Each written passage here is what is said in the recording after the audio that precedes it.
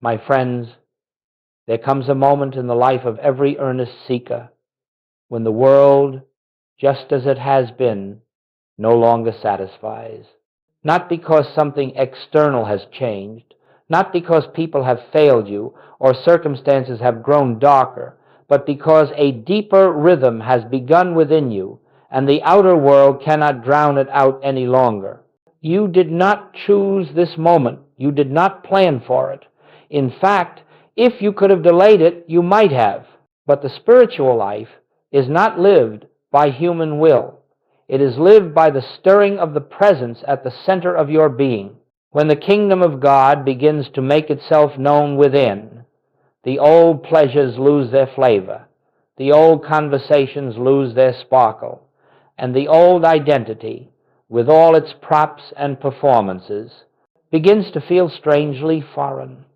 You may look around and wonder why everything that once felt natural now feels distant, why the very environments that shaped your personality no longer offer comfort.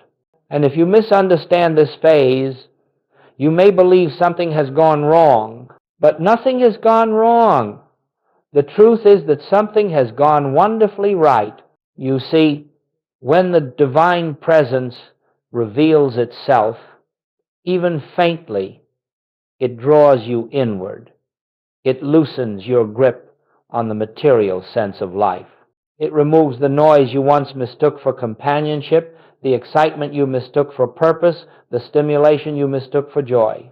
And suddenly there is a silence, not an empty silence, but a living silence through which the voice of spirit may be heard. But here is the part that causes confusion. When this inner shift occurs, the outer world appears to fall away. Not because you are being punished, and not because you have failed, but because your consciousness has outgrown its former boundaries. The people who once understood you now struggle to recognize the person you are becoming. The spaces that once held you cannot contain the consciousness that is unfolding within you. And so you find yourself on what seems like a solitary path. Yet, I say to you, this solitude is not abandonment. It is initiation. It is not loneliness. It is preparation. You are not being separated from the world. You are being separated from illusion so that you may see the world as it truly is. You are being led away from the outer shadows so you may discover the light that has always lived at the center of your own being. And so, when you feel the world slipping from your hands, do not cling. When the old companionships dissolve, do not mourn. Something far greater is approaching. The stillness that unnerves you at first will soon become your sanctuary. The silence that feels empty will soon reveal itself as fullness, and the path that appears lonely will soon be recognized as the path of the presence, drawing you step by gentle step into the realization that you walk with God and have been walking with God always. This, my friends, is the beginning of the journey we are speaking about tonight. The moment when the soul begins to remember itself, and the world no longer fits the one who has begun to awaken. Let us go deeper, because the moment you begin to sense this inner turning, the mind immediately asks, why is this happening? Why do I feel myself withdrawing from the life I once enjoyed? And I say to you, you are not withdrawing from life. You are withdrawing from a false sense of life, a life lived externally, dependently, fearfully, seeking satisfaction in that which can never offer it. When consciousness expands, the forms that once held meaning cannot hold you any longer. It is not that you have lost interest in the world. It is that the world of appearances, the world built on fear, competition, approval, and personal will, is too small for the awareness now stirring within you. You are beginning to live not from personality, but from presence. And the presence has no interest in the roles you once performed, the masks you once wore, or the games you once played. Goldsmit said often that spiritual growth is a change of consciousness. And where consciousness goes, life must follow. And so, as consciousness rises, it rises out of the beliefs, the habits, the patterns that belong to the old level of awareness. You cannot carry them with you any more than the butterfly can carry the cocoon. The cocoon was necessary for a time. It provided structure, safety, identity, but once transformation begins, the very thing that protected you becomes too limiting for what you are becoming. And so the friendships that were built upon shared fear, shared gossip, shared ambition begin to loosen. The activities that once entertained you now feel insubstantial. The goals that once fueled your days no longer speak to you. It is not because the world has changed, but because your center of gravity has shifted. You are no longer trying to get something out of life. You are beginning to sense life living itself through you. You are no longer seeking validation from people. You are beginning to feel the quiet sufficiency of the presence within. You are no longer trying to make things happen by effort. You are beginning to trust the rhythm of grace. And the moment this movement begins within you, everything that cannot resonate with this higher rhythm falls away, not by force, not by decision, simply by the law of consciousness. For two levels of awareness cannot occupy the same space. The higher must lift you, the lower must dissolve. If you resist this change, you will suffer, because you will try to live in two worlds, the world of spirit and the world of appearances. But once the inner call has sounded, once the presence has touched you even lightly, there is no going back to the life built on fear, control, and dependence. The old world cannot hold the one who has glimpsed the infinite. And that is why it feels as if life is pulling you inward, because it is.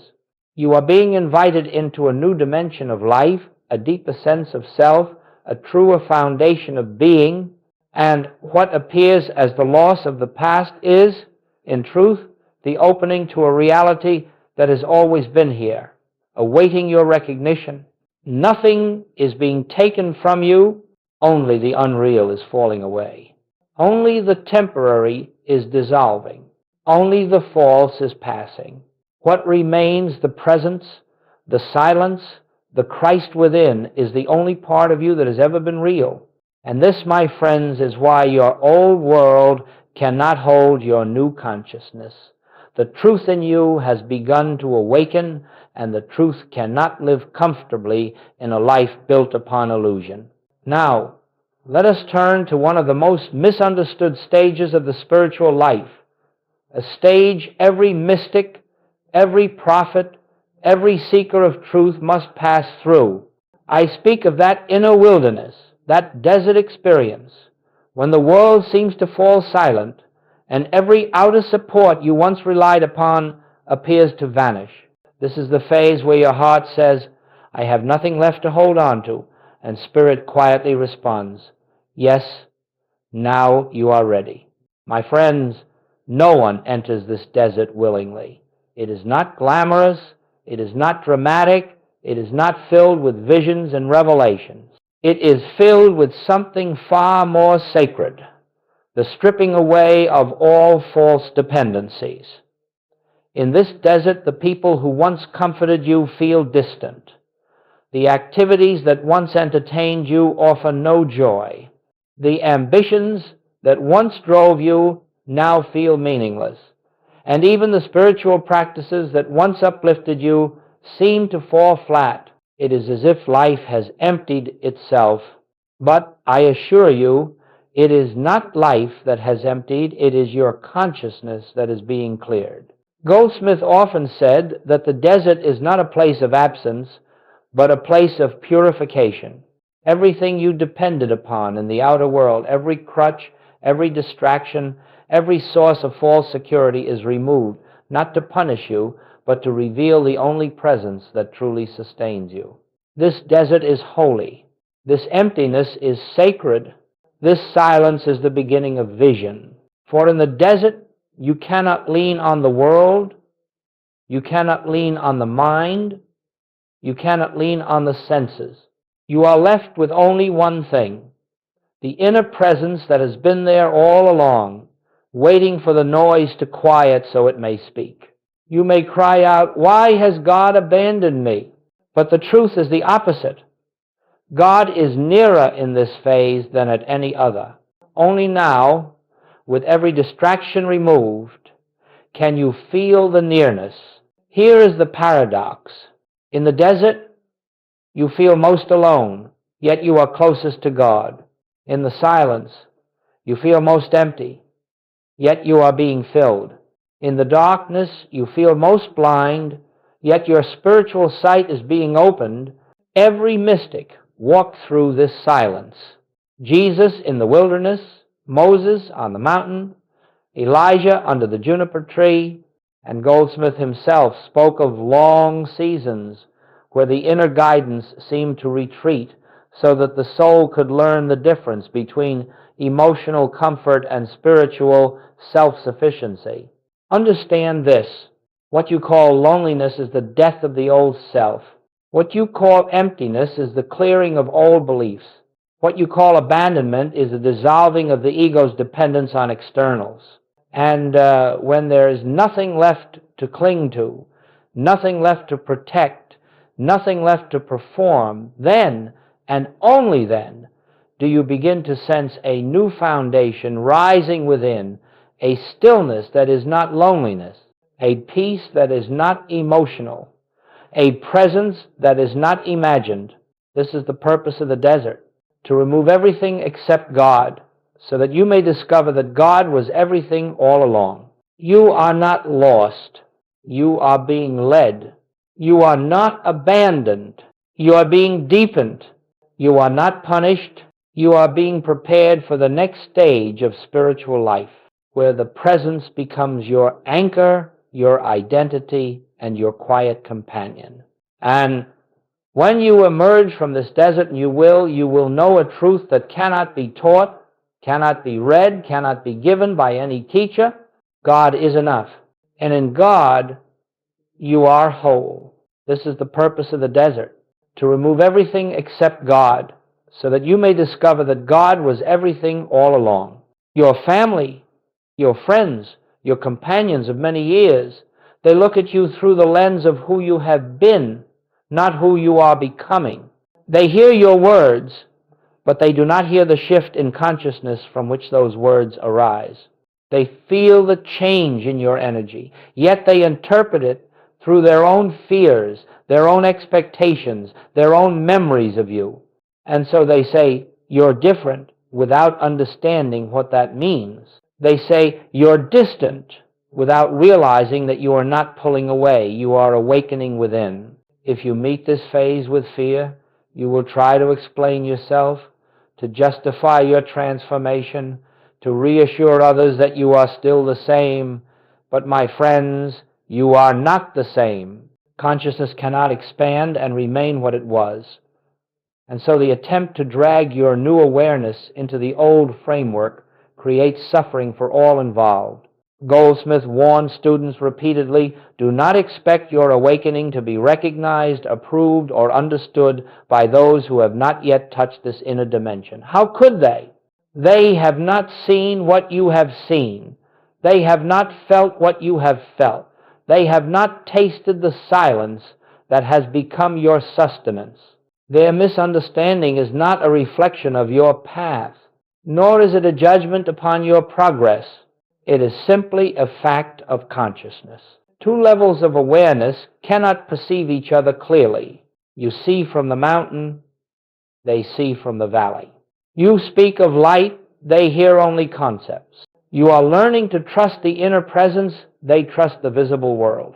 And so the communication is strained, not because anyone is wrong, but because you are now living from a different dimension of being. Here is the great temptation: to force understanding, to correct their perception, to defend your path, to make them feel comfortable with what is unfolding in you. Resist this temptation gently, for when you try to make others understand what they have not yet awakened to, you burden yourself and frustrate them, what then should you do? They say you're distant without realizing that you are not pulling away. You are awakening within. You do not explain your awakening. You live it. You do not convert them. You bless them. You do not justify your inner journey. You honor theirs.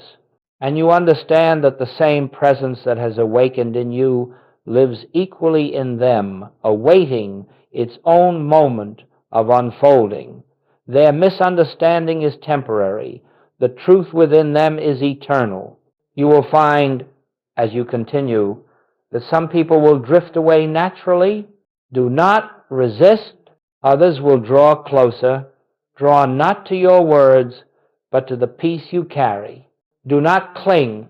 Let relationships reorganize themselves according to the harmony of spiritual law, not according to human desire.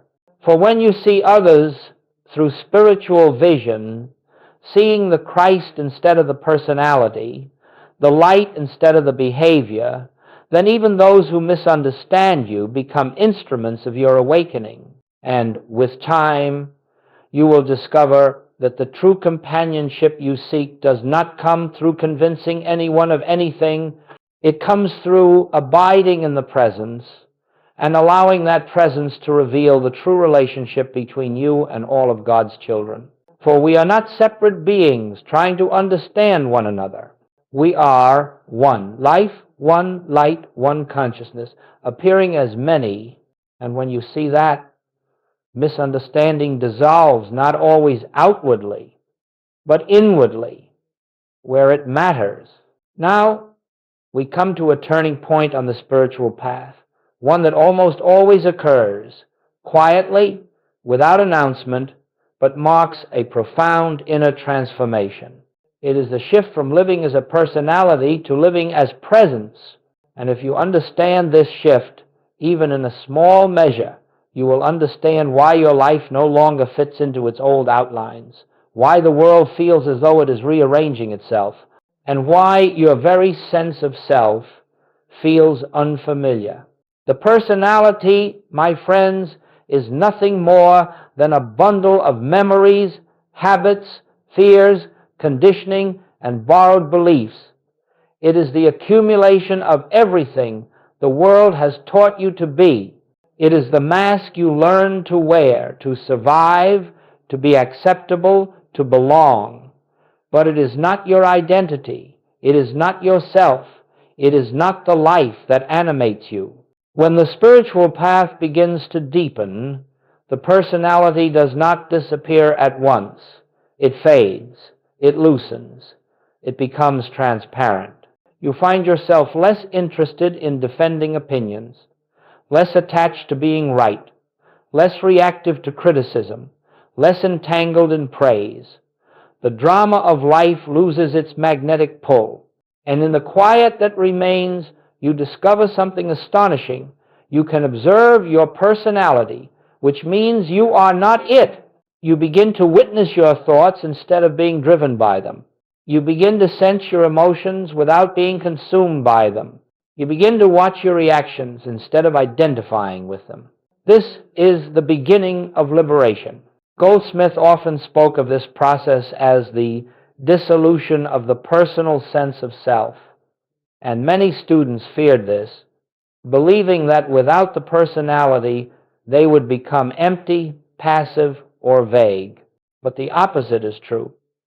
When the personality fades, what emerges is a deeper, stronger, freer, more luminous sense of being, what Goldsmit called the Christ in you, the true identity. This identity does not need validation. It does not fear rejection. It does not compare, compete, or grasp. It is whole in itself. It rests in its own completeness. And the moment you begin to taste this inner completeness, you will feel the shift occurring. You will notice that the motivations that ruled your life for years, fear, insecurity, desire, ambition, no longer have power over you. They may still arise, but they arise like waves on the surface of a vast still ocean, and you begin to live from the ocean, not the waves. This shift is subtle, but its effects are profound. You speak less, but your words carry more substance. You act less from impulse and more from inner guidance. You stop trying to force outcomes and instead allow them to unfold. You feel a quiet detachment, not from life, but from illusion. And because you are no longer living from the personality, you no longer cling to the outer world to give you a sense of identity. The old self that hungered for attention loses its appetite. The old self that felt threatened by change loses its fear. The old self that believed it had to control life loses its grip. This is why the world cannot understand you now. They are speaking to the personality that is dissolving, while you are listening from the presence that is emerging. They look for the old you, the reactive you, the fearful you, the striving you, but that person is no longer at the center. Something deeper is there now, something quieter, something infinitely more real. And if you wish to know how to cooperate with this shift, Goldsmith's instruction is always the same. Do not cling to the personality as it dissolves. Do not mourn its passing. Do not try to resurrect what grace is removing. Instead, turn gently toward the silence within. Rest in that inner stillness. Let the presence live your life. For the more you identify with the Christ within, the less the personality can bind you. And when the personality no longer governs your life, you will discover a freedom that no worldly success could ever offer. A freedom born not of doing, but of being, not of effort, but of awareness. This is the shift from personality to presence. And once it begins, nothing in your life will ever be the same again. And so, my friends, once the personality begins to fade and the presence begins to take its rightful place at the center of your being, you will find yourself entering another stage of the path, one that many resist, yet one that is absolutely essential for spiritual maturity. It is the period of profound solitude, not simply being alone, which is a matter of circumstance, but feeling alone, which is a matter of consciousness. This solitude is not imposed upon you by the world. It arises from within as a natural consequence of awakening, and if you do not understand its purpose, you will fear it. But if you understand it through spiritual vision, you will embrace it as a sacred gift. You see, as long as we rely upon outer companionship to distract us, outer noise to comfort us, outer relationships to validate us, we cannot hear the still, small voice within. And so there comes a time when Spirit draws us inward, folds our outer life gently into silence, and invites us to discover the only true companionship we have ever known, the companionship of the presence. In this phase, Goldsmith said, the soul learns to walk without human crutches. It learns to rest in God without needing human support. It learns to abide in the inner light even when no outer light appears. And the remarkable thing is that at first this feels like loss, but soon it becomes liberation. Now, how do we walk through this solitude without fear, without resistance, without imagining we have fallen into some spiritual error? The answer is not in doing more, but in yielding more. Let us look at how, you see, as long as we rely upon outer companionship to distract us, outer noise to comfort us, outer relationships to validate us, we cannot hear the still, small voice within. And so there comes a time when Spirit draws us inward, folds our outer life gently into silence, and invites us to discover the only true companionship we have ever known, the companionship of the presence. Now, how do we walk through this solitude without fear, without resistance, without imagining we have fallen into some spiritual error? The answer is not in doing more, but in yielding more. You see, As long as we rely upon outer companionship to distract us, outer noise to comfort us, outer relationships to validate us, we cannot hear the still, small voice within. And so there comes a time when Spirit draws us inward, folds our outer life gently into silence, and invites us to discover the only true companionship we have ever known, the companionship of the presence. Second, withdraw attention from appearances. Loneliness is not a spiritual reality. It is an appearance, it is a mental habit, a belief rooted in separation. But you are not separate from God, and therefore you cannot be separate from the life of God that flows through all creation. So do not argue with loneliness. Do not resist it. Simply refuse to grant it spiritual authority. Rest in the awareness that the feeling is temporary, but the presence is eternal. As your consciousness rises, it draws to you those who are aligned with your inner vibration, and it releases those who are not. Let this process unfold naturally. The presence is arranging your relationships according to spiritual harmony.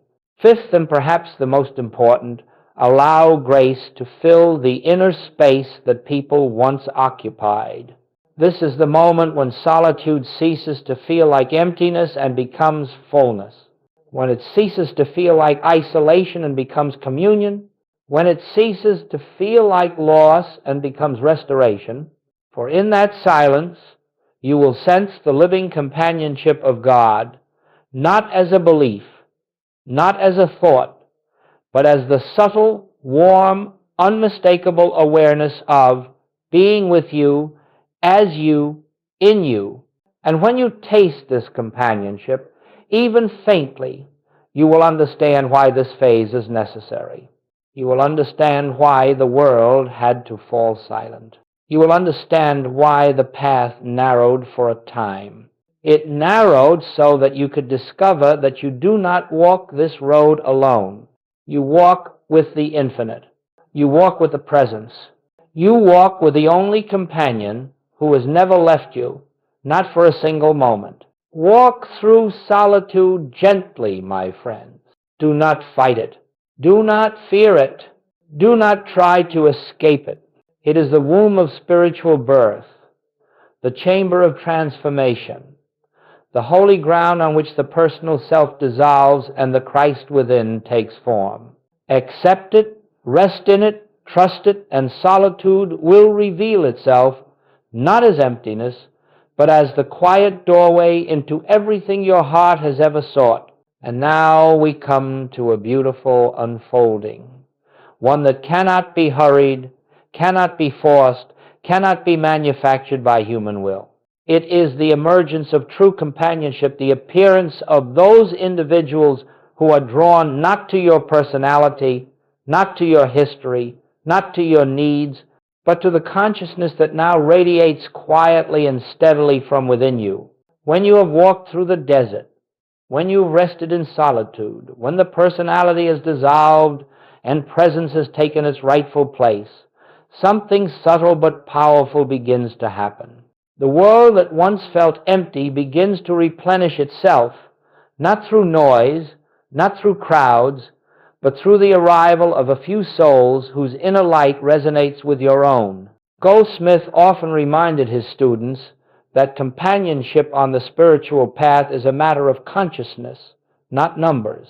One person who recognizes the presence within is more valuable than 1,000 who cling to the illusions of the personal sense. True companionship is not many, it is few. But those few bring with them a quality of harmony that is far richer than all the social circles you once depended on. These individuals may appear suddenly, or they may emerge gradually from the periphery of your life. They may not share your background, your beliefs, or your outer interests, but they share something far deeper, an attunement to the same inner presence.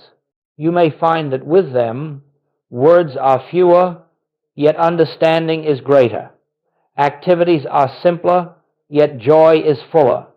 The relationship is quieter, yet the sense of connection is deeper. How do these people arrive? They arrive by the law of consciousness. When you no longer seek companionship from a place of emptiness, you naturally attract companionship from a place of completeness. When you no longer need others to validate you, you draw those who recognize you. When you no longer look outward for identity, you meet those who live inwardly from the same awareness. It is never your responsibility to seek these people. Seeking belongs to the personal sense. Recognition belongs to the spiritual sense. The right companions appear not when you go looking for them, but when your consciousness becomes a resting place for peace, for stillness, for inner truth. For just as the fragrance of a flower attracts the bee without trying, so the fragrance of awakened consciousness draws those who are meant to walk beside you. This is why, after awakening, you will find that relationships become fewer but deeper, quieter but more meaningful. You may have had many acquaintances before, but now you have a handful of true companions, individuals who see not your role, but your reality, not your personality, but your presence. And let us be clear, these new relationships do not arise to replace old ones. They arise because your consciousness has risen to a new plane, and harmony always expresses itself on the level of consciousness you have attained. As you enter that higher plane, those who resonate with that plane will naturally be drawn to you, just as those who cannot remain will naturally drift away. There is no loss here. There is only alignment. There is only harmony expressing itself. There is only the unfolding of spiritual companionship. And here is a secret. Once you taste companionship born of presence, you will never again be satisfied with relationships built upon personality. Because true companionship, spiritual companionship, is not two people meeting one another. It is two expressions of the same consciousness recognizing themselves in each other. This is why Goldsmit spoke of spiritual community not as an organization, not as a group with outer unity, but as an invisible fellowship, a circle formed not by human arrangement, but by the inner recognition of the Christ in one another. This is companionship beyond time, beyond distance, beyond personality. It is companionship rooted in God. So when the right people begin appearing in your life, receive them gently, not with excitement, not with attachment, but with quiet gratitude, for they have been sent by the same presence that guided you through the desert, the same presence that revealed itself in solitude, the same presence that is now demonstrating its harmony through your relationships. And remember this truth. You do not need many companions on this path. You need only those who walk with you in the light, and they will come not by your seeking, but by your becoming. Now, my friends, we come to a sacred truth, one that is easily overlooked, yet stands at the very heart of the spiritual life. It is the recognition that awakening is not for you alone. It is not given merely for personal peace, personal healing, personal enlightenment. No. Awakening is the way in which the infinite reveals itself through individual consciousness, that the world may be lifted by the silent radiance of one who knows the presence. Goldsmith taught that the moment a person touches the Christ within, even lightly, that person becomes a point of spiritual illumination in the world.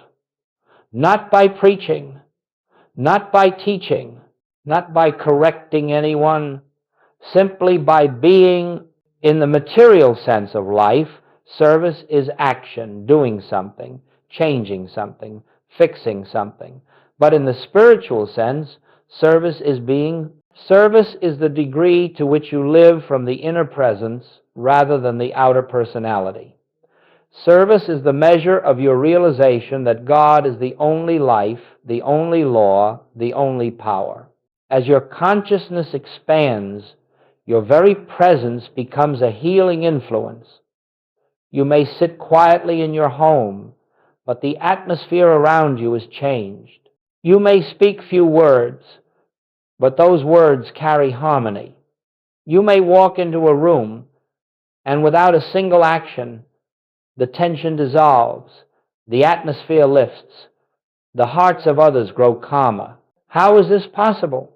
Because consciousness is the true substance of life, and when your consciousness is resting in the presence, it radiates effortlessly, silently, universally. This is why the mystics could heal without touching, uplift without speaking, and bless without being known. It was not their personality doing these things, it was the presence expressing through their clear awareness. And so, when you emerge from solitude with this deeper anchoring in the Christ within, life gives you a new kind of work, not outer work, but inner service. You become a transparency for God. You become an instrument through which harmony flows. You become a window through which the light reaches others who are still walking in the shadows of fear, separation, and self-importance. This service does not require organization. It does not require publicity. It does not require titles or roles. It requires only one thing, that you live from the center of your being where God is. In every interaction, you hold to the recognition that the same presence within you lives within every individual you meet. You look past their conduct, past their opinions, past their fears, and you behold their true identity. And because you see them truly, something in them begins to awaken, even if they are unaware of why they feel drawn to you, why they feel safe with you, why they feel at peace in your presence. This is the quiet ministry of the awakened soul. This is the silent service Goldsmit spoke of. This is how one individual, living in the realization of oneness, becomes a blessing to the world. And do not mistake this for effort. You do not go about trying to help, trying to heal, trying to uplift. You simply abide in the presence, and the presence does the work. The branch does not strain to bear fruit. It bears fruit because the life of the vine flows through it. So it is with you. This is why the awakened soul appears calm while others are agitated, why they appear steady when others are shaken, why they appear clear when others are confused. Because their stability comes not from the outer world, but from the unchanging presence that governs all life. Do not underestimate the power of a single awakened consciousness. Goldsmith often said that one individual who truly knows the truth becomes a sanctuary to many. They become, without declaration, a spiritual refuge for those who are weary. And the more you rest in the presence, the more your very existence becomes a quiet channel of love, a beacon of peace, a point of healing in a world that hungers for both. And so you see, awakening is not an escape from the world.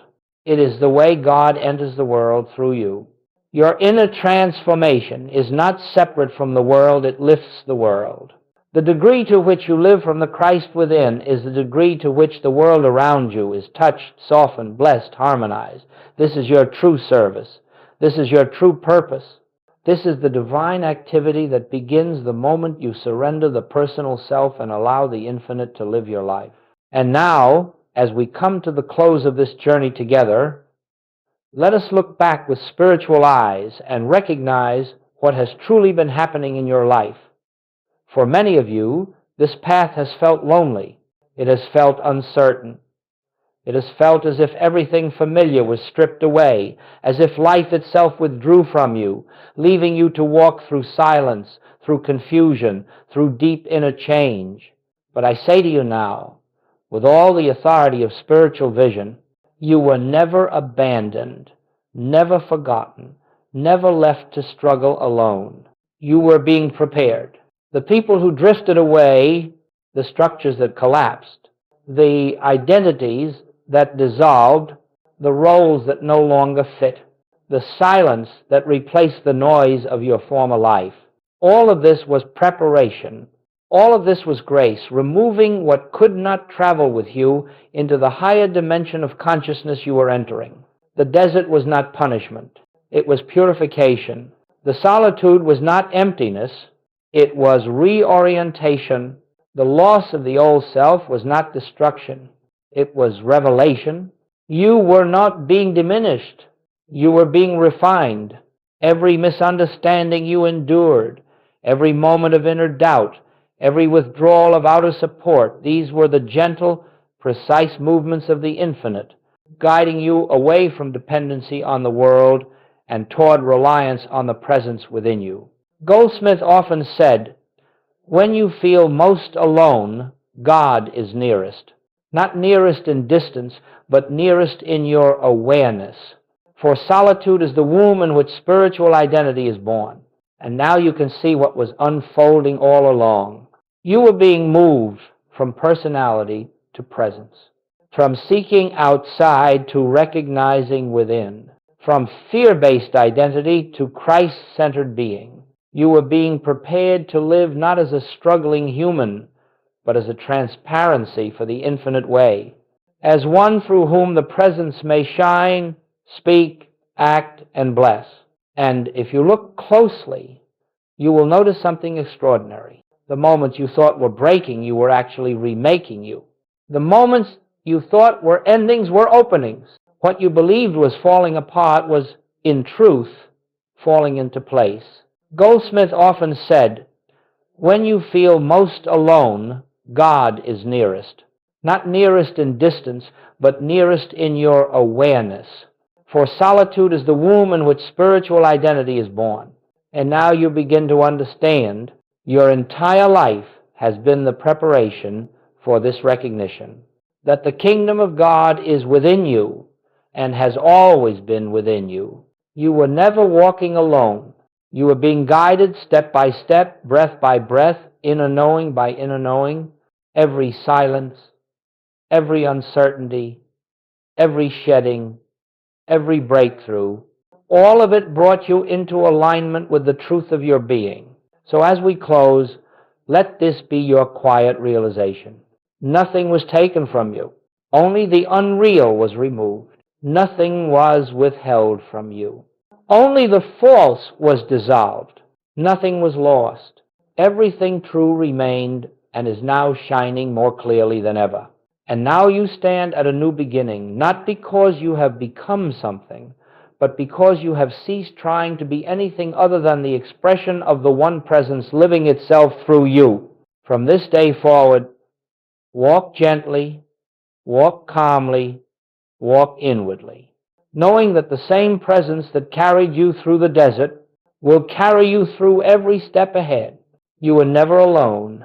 You were being prepared, and now you are ready